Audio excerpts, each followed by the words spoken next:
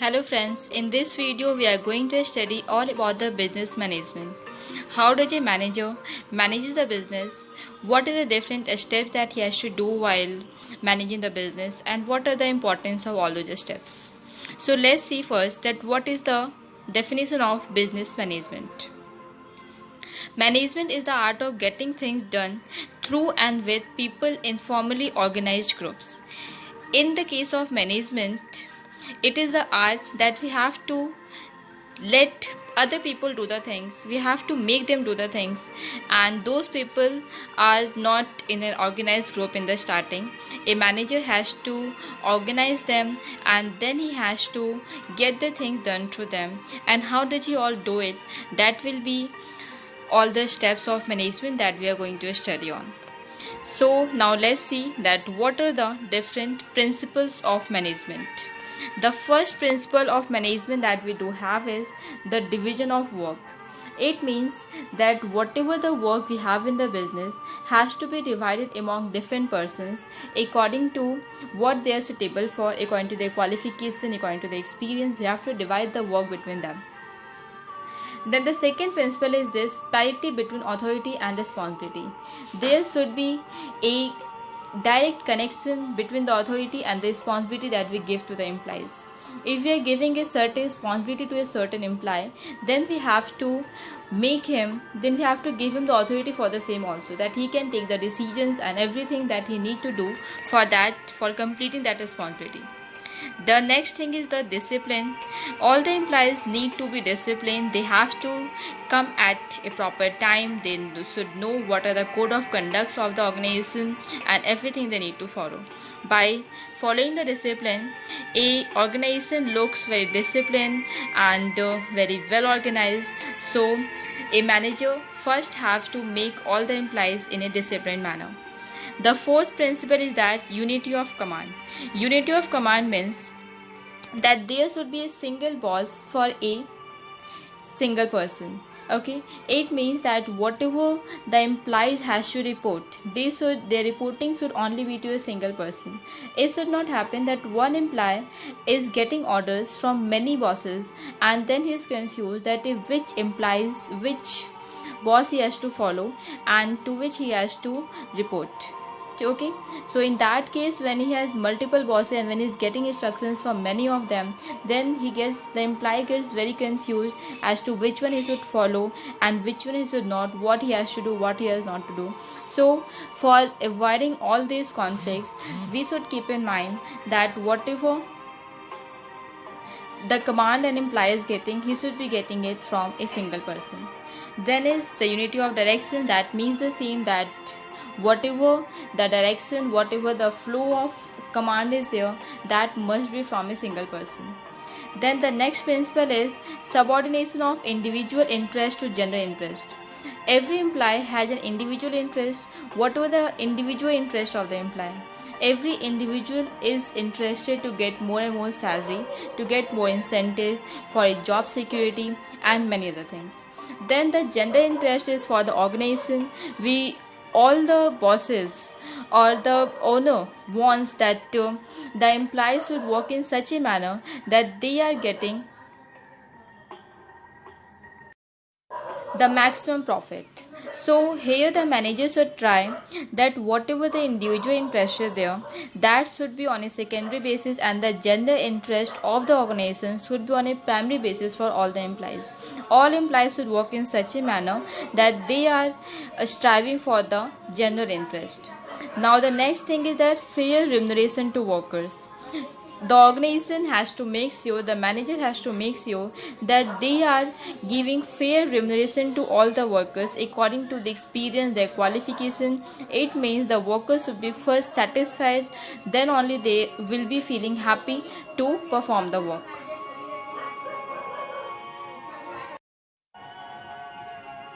Then we have is effective centralization. Effective centralization means it means that all the orders all the decisions are taken by the top management. So in that case, we have to make sure the top management has to make sure that whatever the decisions they are taking, they are for the benefit of all. The effective centralization power is there, so that all the business, all the organization runs properly.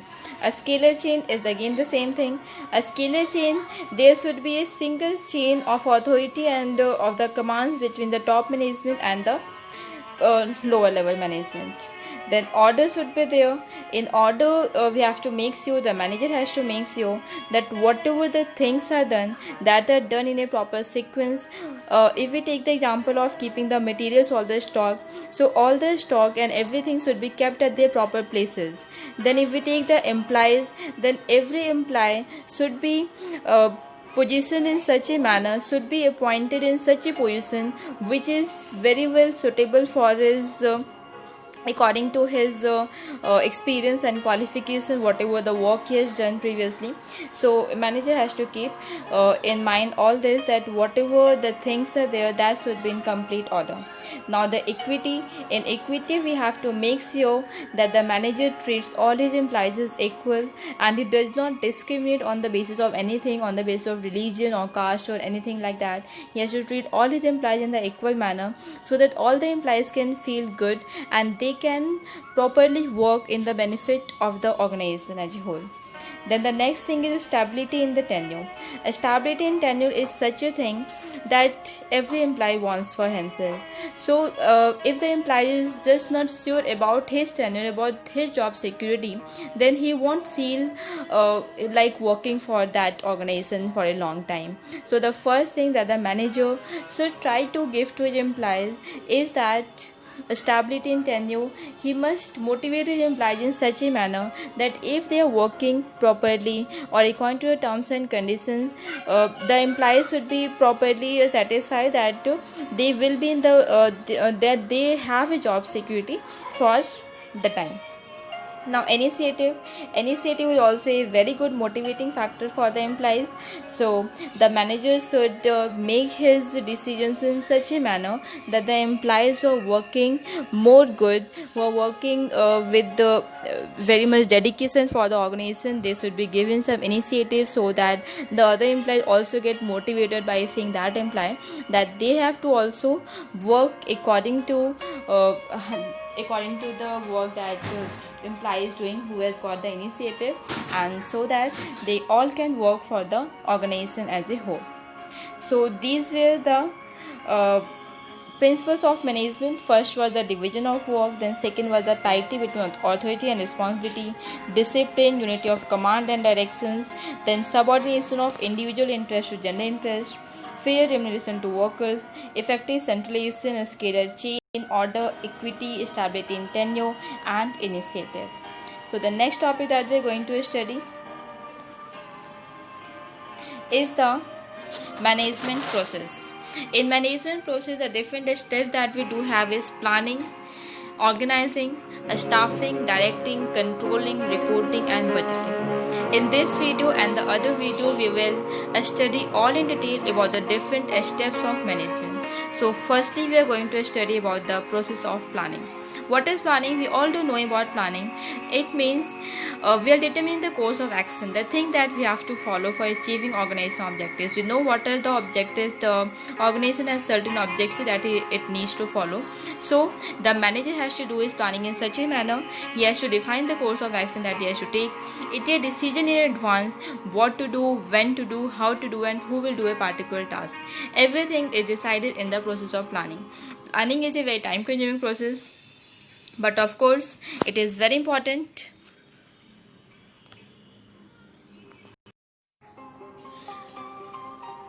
to decide that what we have to do before only, because how much time we are spending in our planning, that much effectively we are going to do the things that we have to do.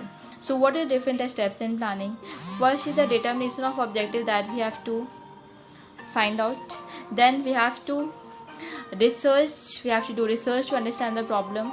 Then we have to find the discovery of alternative solutions, that if to that problem we are not getting a single solution, then we have to go for the alternative solutions, and we have to keep in mind in that. Now the policy making, we have to make, the manager has to make certain policies. He has to choose between the alternatives and including the frequent choice of doing nothing. It may be happening that certain times we are doing nothing, so all this have to decided early only. Then the detailed execution of the chosen alternative. Whatever the alternative that the manager has chosen, he should make the detailed execution. He should have everything in mind, that how he is going to execute the planning, how he is going to execute the whole thing and everything. He has to decide it early only. Then management by objectives. In the planning process, we also have read that here what we are doing, we have certain objectives in mind, and according to that objectives we are planning how we have to go on, how we have to proceed on to find out that objectives. Now management by objectives, what is this? According to Peter Drucker, he emphasized that the performance of each job should be directed towards the achievement of whole business objectives. We have to decide every job should be directed in such a manner that everyone is working towards the achievement of whole business objectives. What are the steps of management by objectives? First one is formulating organizational objectives. First we have to form the organizational objectives. Then we have to set up subordinate goals for the team or for a different department. Okay, then there should be periodic meetings for everyone, so that we can just check it out that how much we have gone further in achieving that objective, and what are the things that we need to do more for achieving the objective, where we are lagging behind, what we can improve. All this can be met only through the periodic meetings. Then the fourth point is that performance appraisal.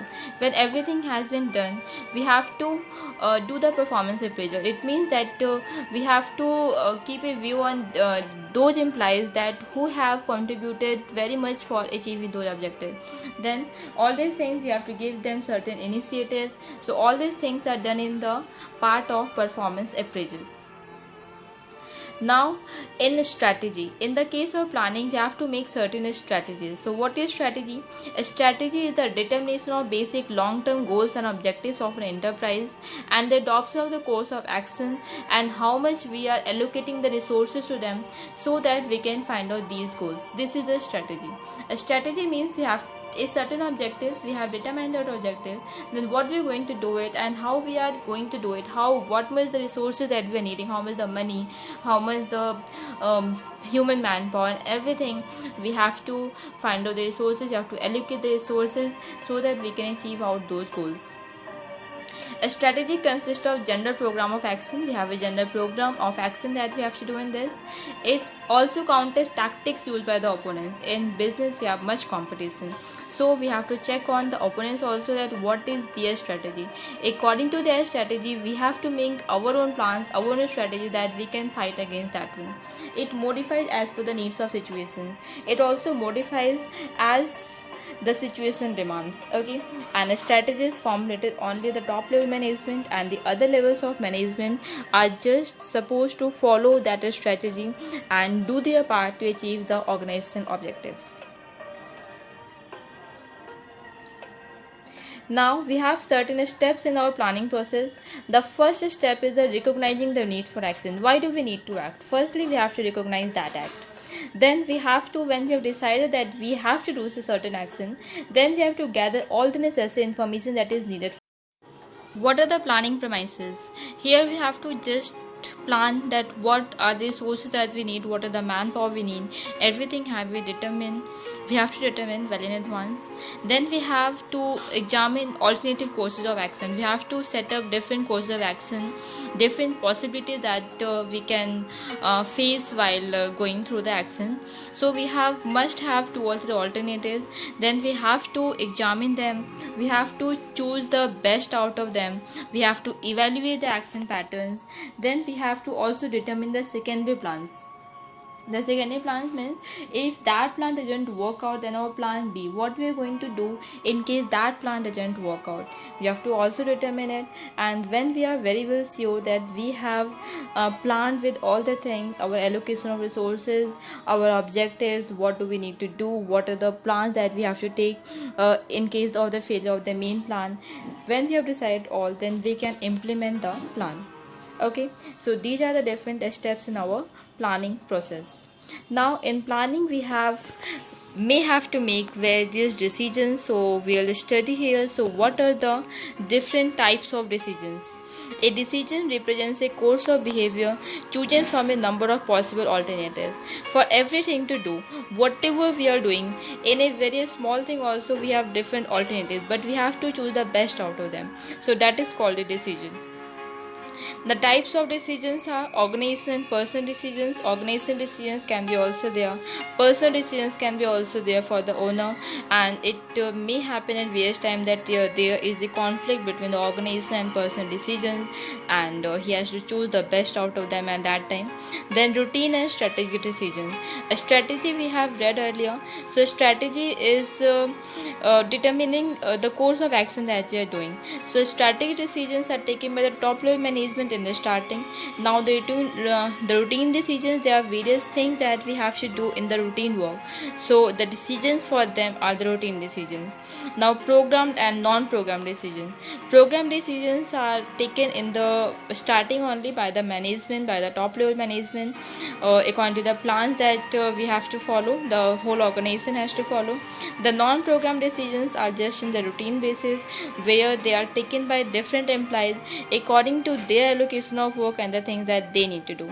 Now policy and operative decisions. Policy decisions at the time of policy making, and operative decisions which are done by all the employees for the operations that they are doing. The decisions can be for the individual and the group decisions also. Every individual has to take decisions according to the work that they have to do, and the group decisions can be taken by a team or a different department, or say the sales department or the marketing department. So the decisions can be for the individual or of course for the group also. Now the next thing is this, theories of decision making. There are different theories that what does the organization want us to do. According to that only we have to take the decisions. The first one is the marginal theory.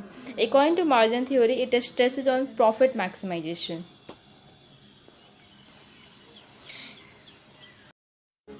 In profit maximization, all the decisions that would be taken would be concerned only about maximizing the profit. Then the second one is the psychological theory.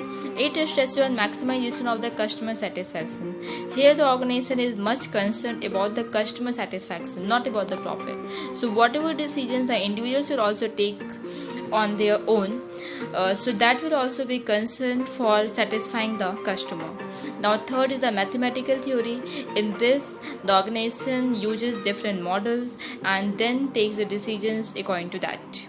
Now steps in decision making, we have to define the problem, then we have to analyze the problem, we have to choose the different alternative course of action in this.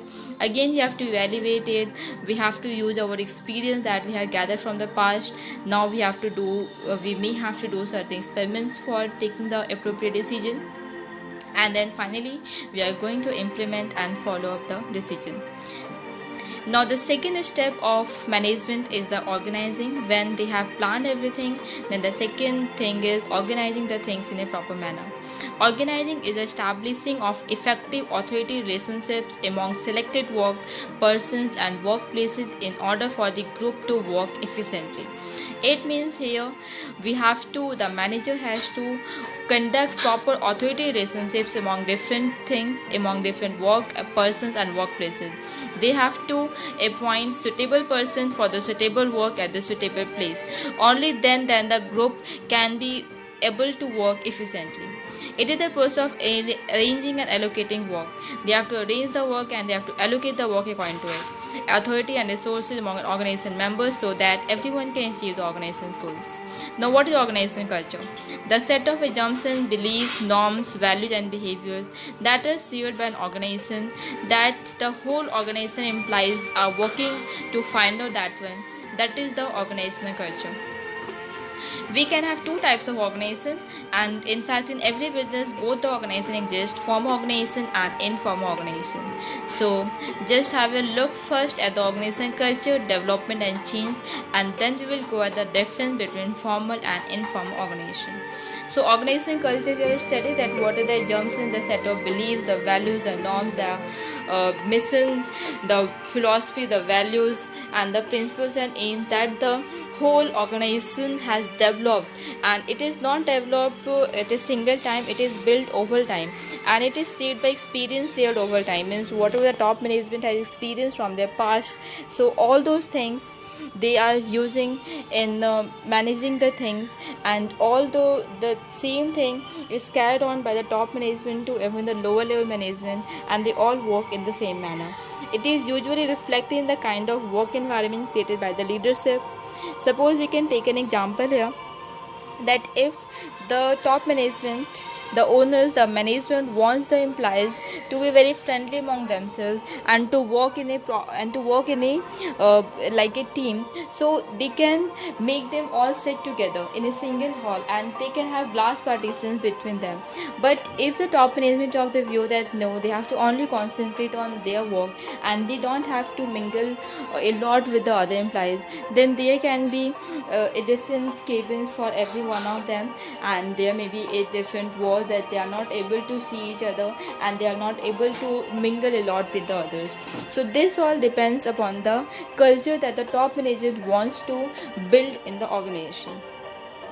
Now, culture is usually the binding force of the organization, and this means that everything and everyone, whoever is working in the organization, is connected to it.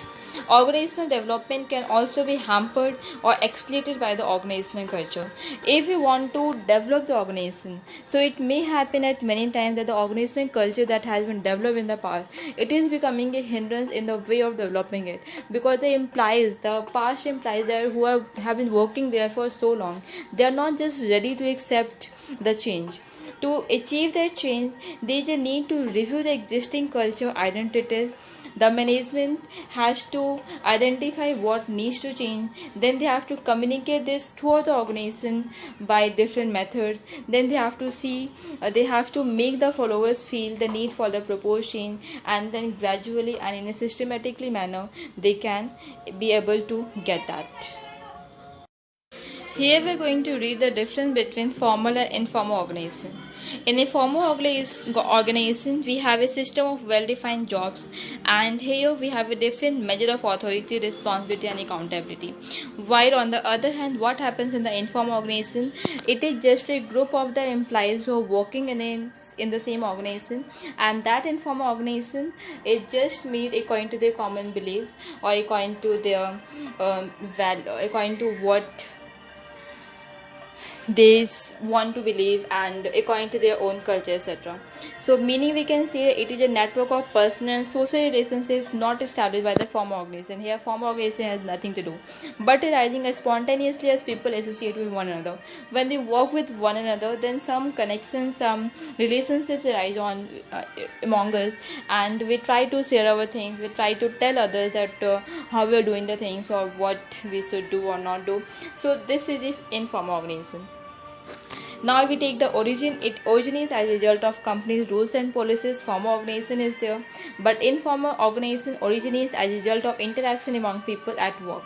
Authority, it arises by virtue of position what the management has given, but informal organization, who is the leader, the one who is more effective, the one who is able to influence others by his word, that would be the leader in the case of informal organization.